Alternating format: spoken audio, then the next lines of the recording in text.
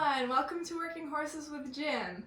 So, I'm here with my parents, Jim and Brenda, the stars I'm Jim. of Working Horses with Jim. I'm Brenda. And the horses are also the stars. They're really the stars. The true MVPs. But today tonight we are gathered around the family table because we are going to do some questions and answers for you guys, because there have been a lot of questions on the comments that people are wanting to know the answers to, and sometimes it's just a lot to keep up with all the comments and answering every question individually. So we wanted to do this video so that Mom and Dad could answer some of your most desired to know questions. But before we get started with that, I wanted to give you a quick reminder that we still have 2023 calendars for sale on our website. They are a lot of fun. There are 12 months, 12 pictures, plus some bonus pictures and bonus fun stuff involved. So definitely check that out if you are looking for a calendar for next year and you enjoy the beautiful horses that my parents have and their beautiful faces as well. My parents' faces and the horses' faces. So, His face, not mine. I see your face right there, Brenda. That's it. So That's all. definitely check that out if you are interested in a calendar. But without further ado, let us get to some of the questions that people are dying to know. Like, how tall is your trailer? Not tall enough. Now, if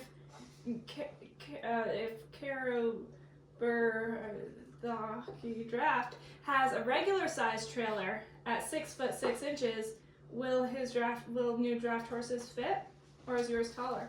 6 foot 6 inches.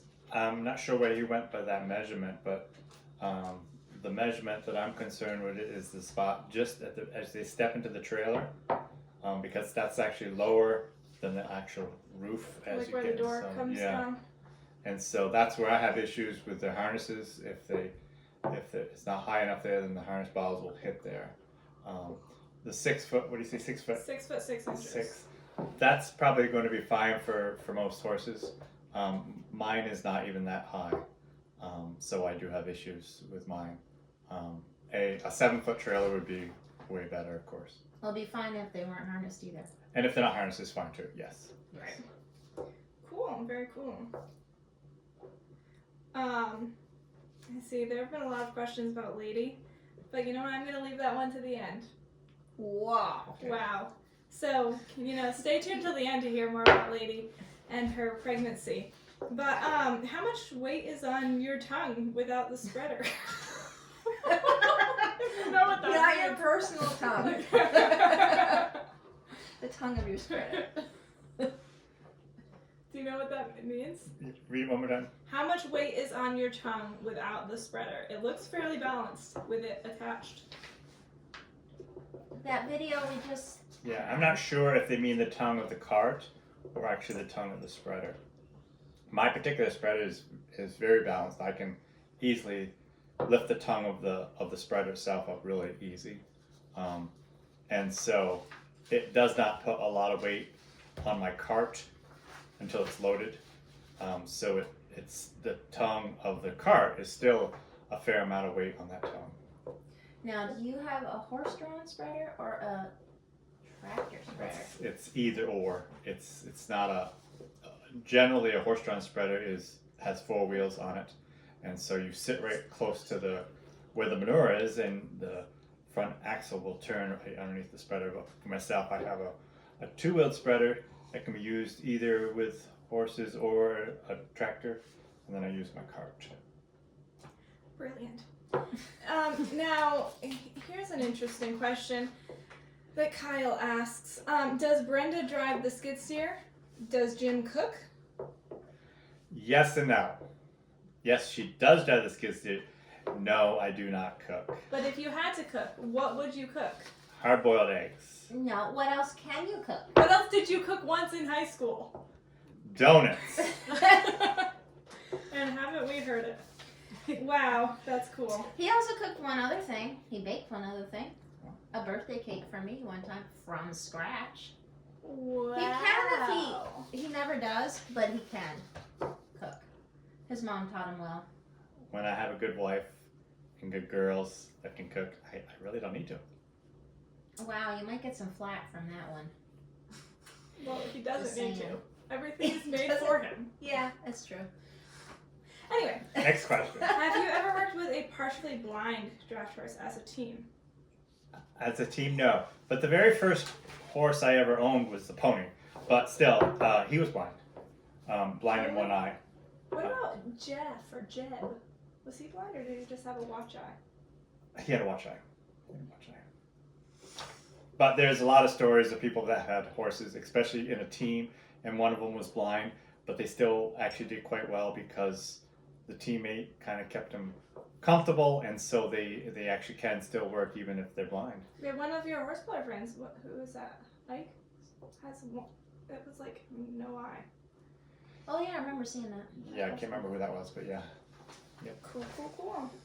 So Dad, on the recent video when you were using a scoot to haul round bales, why would you use a scoot sled, however you prefer to call it, rather than a wagon or a trailer with wheels? That's a good Let me guess. Can I guess? Sure. You were trying to exercise your horses. More, yes. Yeah, so actually, I mean, that's a great question, and sometimes I do use a wagon, and when I use a wagon, I can actually get quite a few more bales on, and it pulls easier, obviously. But so often when I have days off, when the horses aren't logging, I want to keep them in good shape, so I will quite often just take the scoot out, my heavy sled, and do things like getting bales of hay or things like that, just to accomplish something, but also just to give them more exercise so that it keeps them in shape. Great, thank you for that. Jim, how do you know what length to hitch the traces and heel chains? Cassie here has a young Clydesdale that she's training. Your videos have been a wealth of knowledge and help for her. That's a good question, but it's hard to answer if I don't know what type of harnesses you have, because I have, and I've explained this in quite a few of my videos, my D-ring harnesses. So in my harnesses, I get them very tight, and that's the purpose of that tightness, is to put the weight, more of the weight on their backs and less on their necks, and I've talked about this in several of my videos. But if you're using the Western style harnesses or other type of harnesses, you don't necessarily do it that way. So I can only tell you how it works best for my harnesses. Thank you. Now, curious, why not use two teams to plow? One resting while the other team plows, then rotate every hour or when they need a break.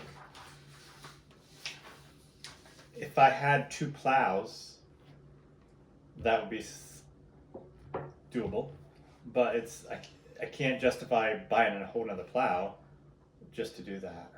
So it's actually seems to work better the way I do it, just using the one team or a team of three. And when I'm using three, I don't have to stop hardly at all to rest. But if I'm just using the two horses, it's kind of like when I'm using my sled for exercising.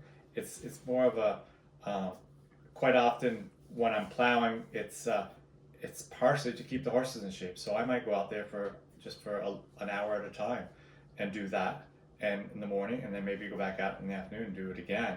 And there's so much other stuff that I'm doing on the farm, it actually works pretty good. I can do it that way. I'm not plowing 100 acres every fall or spring. I'm just generally, these days, I'm just plowing 3 or 4 acres a year, so I just don't need to worry too much about doing a lot of production in any certain day. Cool. Now, Brenda, how are you enjoying retirement and spending more time with the horses? I love it. That was my question. That was my question. You just made it up. I made that up, yeah.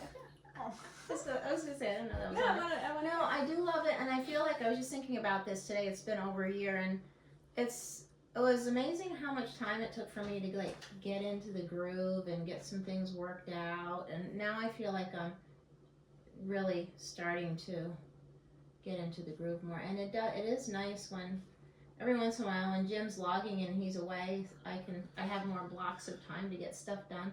I love doing stuff with him all the time, but sometimes it's nice to have those blocks of time when he's not like can you help me do this, or whatever. Right. I do stuff quite a bit on both ends of the day to help him, and also, but anyways, I would just say that I really enjoy being home so much. Really love it. Good.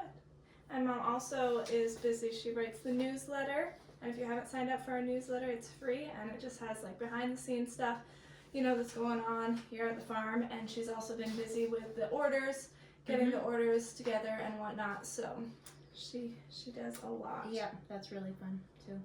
So which pair of horses do you think is the strongest? Well, the Percherons are the biggest.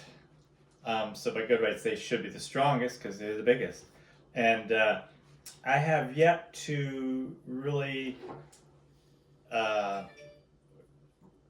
experiment and have them at a horse pull, for example, when they're all in top-knot shape. Because unless they're in top-knot shape, really good shape, you're not going to know for sure. Top notch. Yeah. So unless they're in really good shape, you really can't say for sure how much they can pull because they have to be in great shape to be able to do their best. And do you have a team that you favor? I favor the Belgians for logging. Yeah, I do. I was going to say that too. But the Percherons are great in the woods too. It's just Buck is getting a little old, and Ken is he's a strong horse, but he's not a really he's not very aggressive. And when you're pulling heavy loads, that being aggressive generally helps you pull more. Right. So it's not like overall you like Belgians more. It's just that these particular horses are. Yeah. Because we had several questions about that too. Your Which favorite? breed do you Which breed is prefer? best? But I do think that, don't you think Ken would make a great skid horse? Absolutely, yes. I do. think he really would. But I just don't And normally. could you share what a skid horse is? Well, you just skid one long out at a time. Well, no, you just use one horse. One horse. One horse is a skid horse. So, but I just don't do that very often. Although I'd like to do that sometime, maybe this winter, if I have a spot where I have a need for it. I might, as much to do a video and to show people how, if I was to use a single horse, how I would do it more. I am thinking about doing that to make a video. No, So, I've never seen you use a single horse. yeah, I I used to do it. I used to do a lot, but I didn't find you like it if you did it. I highly doubt it because it's just a tremendous amount more work, a lot of walking when you're skidding with one horse. Right. And then you'd have to take 3 horses, right? If I did You it take that a way. team and Yeah. you take. Yeah. A lot of different ways to do it, but I do hope to maybe this winter show you how I would use a single horse because there's a lot of people only have one horse, and when you have only one horse, there's just so many things that you can do with it. And I've shared quite a few videos of what I've done with single horses, and I'm going to continue doing that. But I have not really ever showed you myself skidding logs with a horse, so sometime I will. Cool, and I think we're all looking forward with great anticipation on that day. Jim, can you make a video of telling stories about the past of horses, of logging and woodworking? It would be very welcome. First, I want you to tell me the first story that comes to mind when you think about horse in your past. First story I can think of, when I was still in high school, I used to go help my father in the woods. He was logging with horses, and we had 3 horses in the woods. We had, I believe it was Molly and Dolly he had on the sled, and we were cutting spruce. And he wouldn't let me cut any trees down, but he let me limb the spruce. And spruce have a lot of limbs, so it was a lot of work. So I did the limbing, and I would like to have cut the trees down, but he wouldn't let me do that at that stage. But then I did all the skidding with a single horse because we would skid individual logs to the skidway and roll them onto the sled. So the story I can recall is when I went down at lunchtime and at the end of the day, I would always have a hitch behind the skid horse, and I'd be coming down the same trail that the team just has been coming down. Well, what happened that particular day is there was a very, very icy road, a lot of snow and a lot of ice on the skid trails. And so I remember coming down the hill, and driving the horse, and I slipped, and he stepped right on me with his hind foot. Oh. Yeah, it was kind of painful.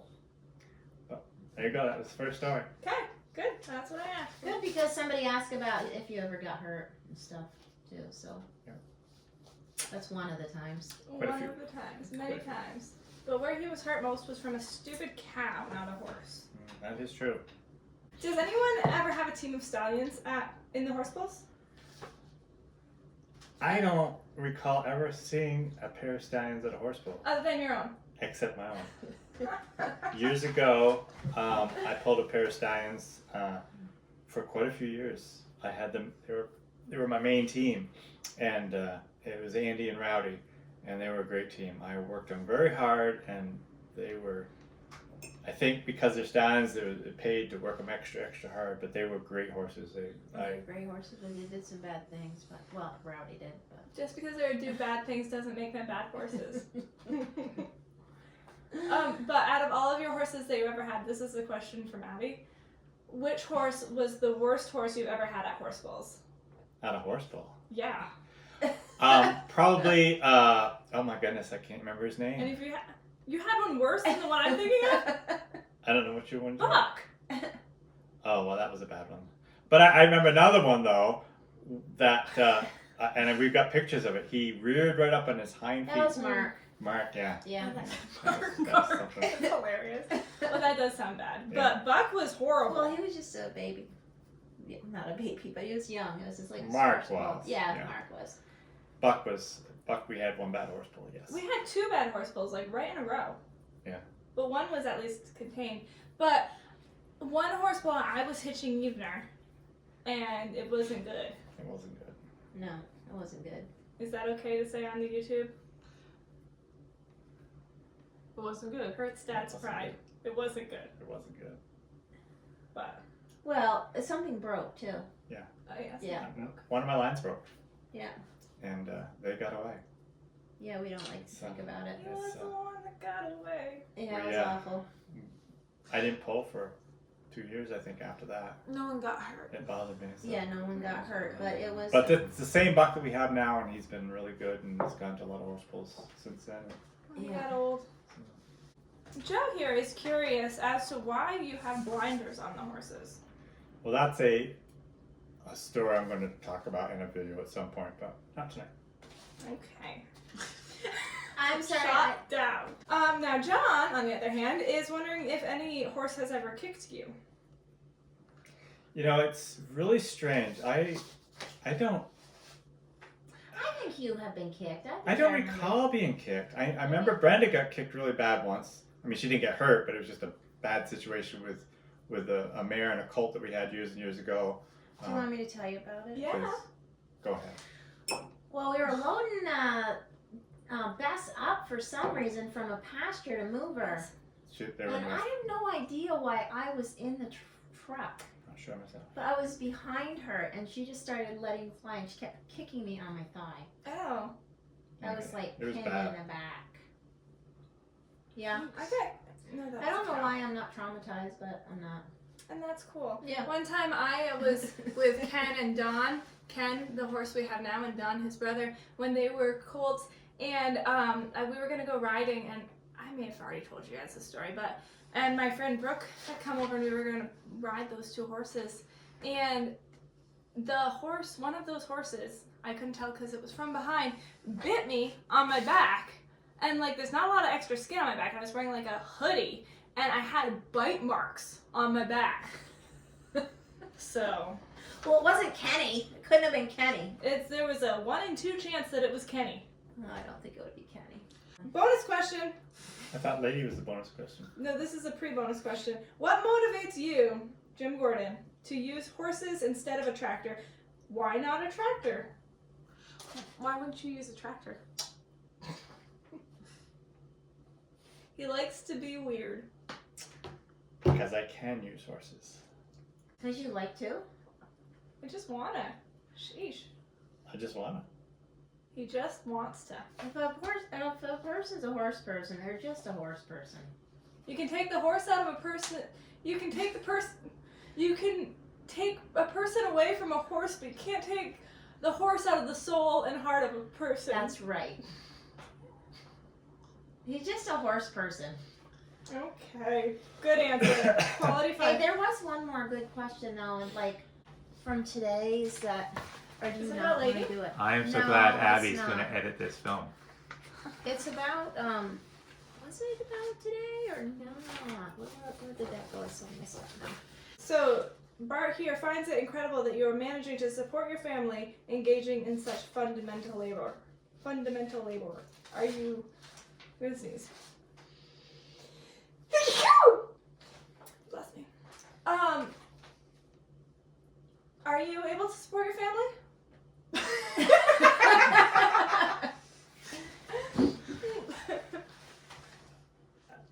Well, that's an interesting question, and yes, I am able to do it. I think a lot of people have mentioned this before, not in the comments and whatnot, but just people I know that have said that as we progress in society like we're doing now with the computers and all this stuff, it's the people that will grab a shovel and dig dirt that are going to actually make more money than the people that are needing to sit in front of a computer all day, because nobody's willing to do it, and they're going to get paid big money because no one's willing to do it. So some of these jobs that I do, and some of these, for example, logging jobs that I go on to, nobody is willing to do that type of stuff. So because of it, it actually makes it more valuable. Do we live higher than a hog? I would. Well, in a way, we do. We eat good food, and we're well provided for. But we don't, go out and buy whatever we want all the time. We fix and repair and make do and buy secondhand. We don't care though. I mean, we're happy. But we are making a living. You are making a living doing it. Absolutely. Drum roll, So, please. drum roll, please. The question that we've all been waiting for. Lady. Mhm. Beautiful little lady horse. How long are you going to keep working her? Okay. So this is my plan. This is almost Thanksgiving, and I have plans on continue working her just normally up through Christmas, and then from Christmas on, I probably will stop using her in the woods, and I'll use the blacks, Bill and the blacks more, and I probably won't use her in the woods at all, but I still want to work her. So my plan is to actually start working her on the days that I'm not in the woods, possibly even with Baron. Since she is bred, he being a stallion will not be a big issue because she's already bred. If she was not bred and coming into heat, he'd be more of an issue. But since she's already bred, I think they would make a good pair. And I need to work Baron. A lot of people have asked me, well, since Lady's going to be out for logging, will you put Baron in the woods this winter? And the answer to that is absolutely not. Baron is too young. He's not ready, in my opinion, to go into logging. And the trees that I have to cut and skid out up at Paul Smith College, where I'm working this winter, are just way too large for a young horse like himself. So what he'll be doing is just odds and ends around the farm, and mostly just exercising and just more of the training process, and he'll stay out of the woods. But for Lady, she also will have to stay out of the woods because that last trimester of her pregnancy, I don't want to work her quite so hard, but it'd be great if I could continue working her, 2-3 days a week right here on the farm, just doing odds and ends to keep her in shape. And when is she due? She's not due until, can't remember the exact date, but it's around the last third of May, so the last part of May. And I've also been asked quite a bit too, and it's not on your questions, I don't think, but will she have her foal in the barn? And I'm hoping not. I'm hoping that since it's going to be the end of May, there'll be green grass, and she can have her foal outside. People have asked about the body cam or something like that. That's what I was going to ask. A live cam. Yeah, and for one, YouTube wouldn't even allow us to show that. If we did, we wouldn't be monetized. So we'd have to show it for free, which I'm not against doing, But YouTube has been so particular that, and we've already had one strike against us when we wrote down that on one of our videos when we let the colts out, we said something about, will these horses kill each other? They completely, how did they do that? They stopped, they took that. Yeah, it was a big strike thing. And even with the castration, like we didn't show almost anything, but they still had issues with it. So because of that, I'm sure we won't show, even if we happen to catch her foaling, we probably wouldn't show the actual birth. But I mean, I've had quite a few foals born, and it's a lot of times it's difficult to catch them when they're actually foaling. So I did one time. But... being outside, there were several, but being outside, especially in May, we may not even see it. Ginger. Here's my final story for you. About Rocky, our horse named Rocky.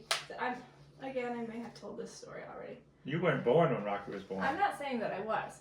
I was born when I was alive when Rocky was old, and that's what I remember. But we had Rocky since birth, and when he grew old and became retired, he went to our neighbor's farm down at the end of the road, and he was there for years, like years, out in the pasture and stuff.